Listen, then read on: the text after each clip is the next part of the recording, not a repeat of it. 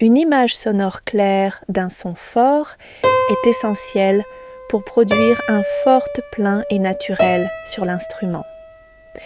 Si la dynamique imaginée n'est pas véritablement intense, les gestes physiques décrits plus loin, comme lever les doigts ou préparer la main, ne paraîtront pas naturels. À la place, une tension inutile peut apparaître dans le poignet et dans la main. Pour vérifier si le son que vous imaginez est suffisamment puissant, essayez ceci.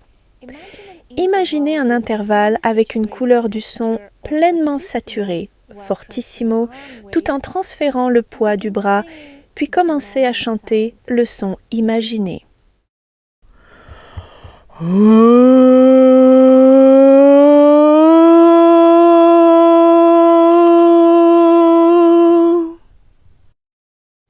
Si votre chant ne vous semble pas aussi plein ou puissant que l'exemple présenté dans la vidéo, il est possible que votre forte intérieure soit en réalité plus proche d'un mezzo-piano.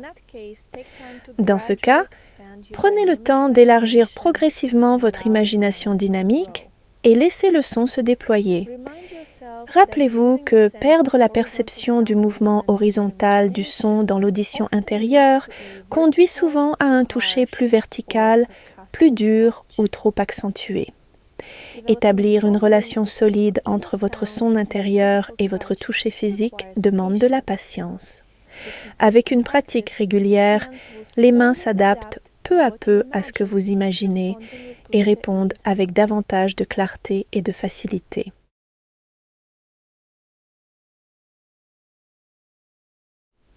Lorsque l'on joue un fortissimo dans un tempo très lent, environ 2 secondes par note, il est souvent nécessaire d'utiliser des doubles rôles et des doubles swings.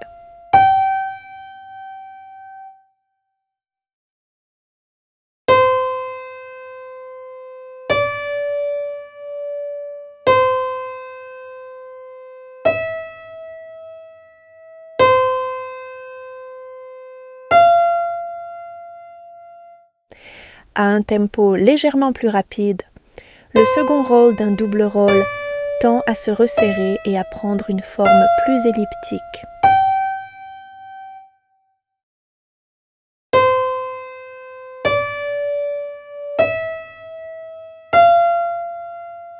Avec le temps, et après un nombre suffisant de répétitions, vous pourrez jouer en n'utilisant qu'un seul rôle, soutenu par la mémoire musculaire développée aux étapes précédentes, tout en conservant un mouvement libre et sans tension.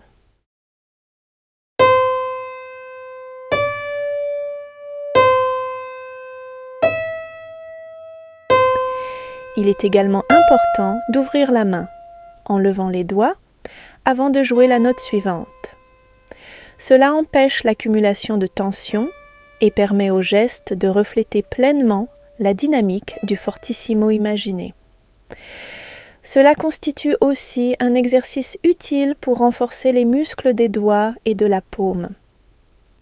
Lever les doigts doit être ressenti comme un étirement rapide et sain, prenant naissance dans la paume et non comme un mouvement isolé du reste de la main.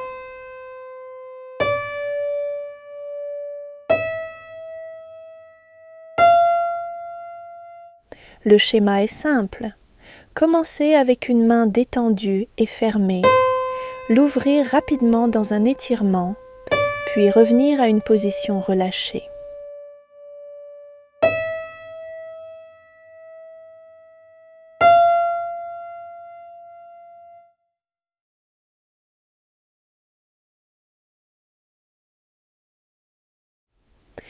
Relâchez la tension avec le premier rôle plus petit.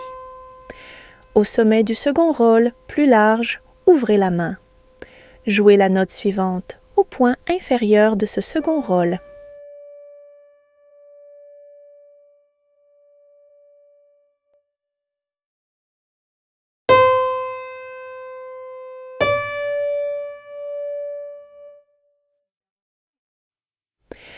Ouvrez la main au sommet du premier swing. Jouez la note au point inférieur du second swing.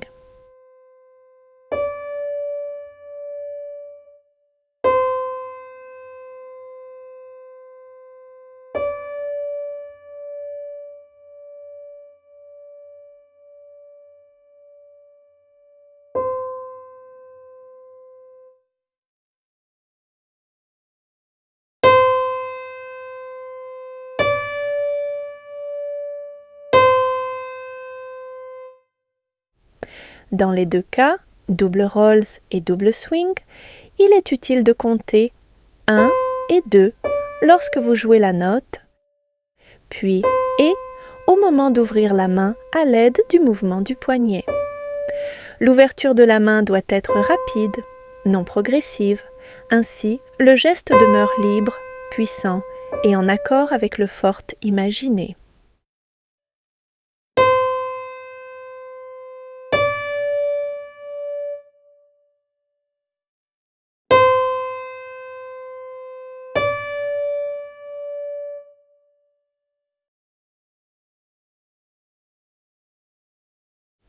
En levantant les doigts, soulevez-les droit vers le haut sans les courber. Les courber augmentent immédiatement la tension dans le poignet.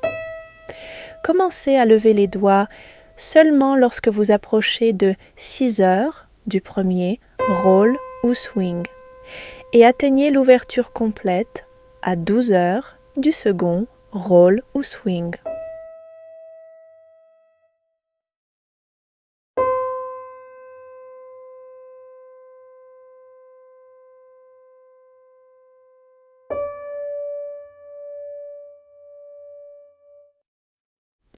Si les doigts se lèvent trop tôt ou trop tard, la main se tend et le mouvement perd sa liberté naturelle.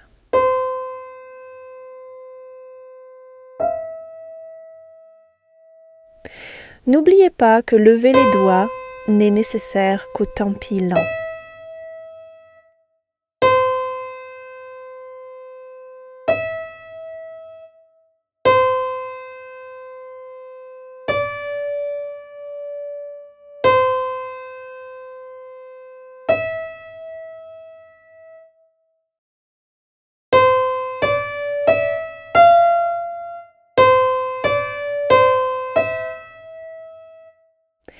Après chaque note, laissez la main se relâcher complètement.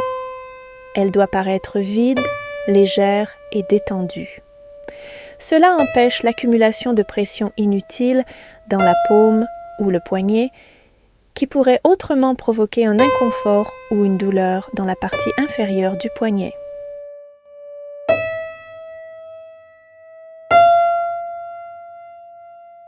Une main pleinement détendue s'ouvrira également de manière plus naturelle et avec une amplitude plus grande.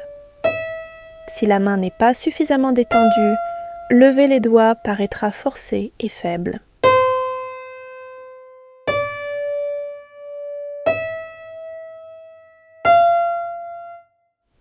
Une amplitude suffisante du mouvement du bras est essentielle pour transférer le poids avant de jouer. Relevez légèrement les coudes en vous penchant un peu en arrière, puis laissez-les descendre en revenant vers l'avant. Ainsi, la puissance imaginée du son, ainsi que le poids du bras, se transmet librement au clavier. Si le mouvement du bras est trop limité, le résultat sera un son dur et un possible inconfort dans la partie inférieure du poignet.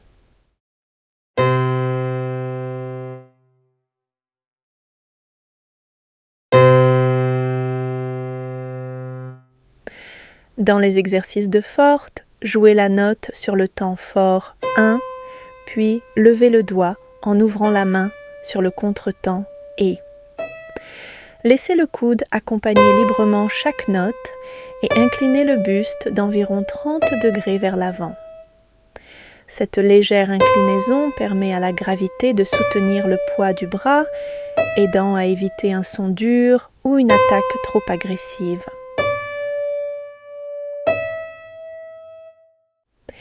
Gardez à l'esprit ce qui suit. Plus votre imagination du son est vaste et précise, plus le mouvement de votre poignet doit être ample. Le geste physique reflète l'échelle et la résonance du son imaginé. Le fortissimo est souvent lié à des traces émotionnelles, de réactions de tension habituelles, des empreintes d'expériences émotionnelles passées, demeurées, inscrites dans le corps. Beaucoup ont entendu un jour « joue plus fort mais sans dureté », une indication qui provoque facilement confusion et tension. Avec le temps, cela peut conduire à l'habitude inconsciente de retenir une tension excessive en jouant forte, limitant ainsi le mouvement naturel du poignet. Cette réaction est compréhensible et sa transformation demande du temps. Soyez patiente tandis que vous développez de nouvelles sensations internes et de nouvelles associations pour le forte.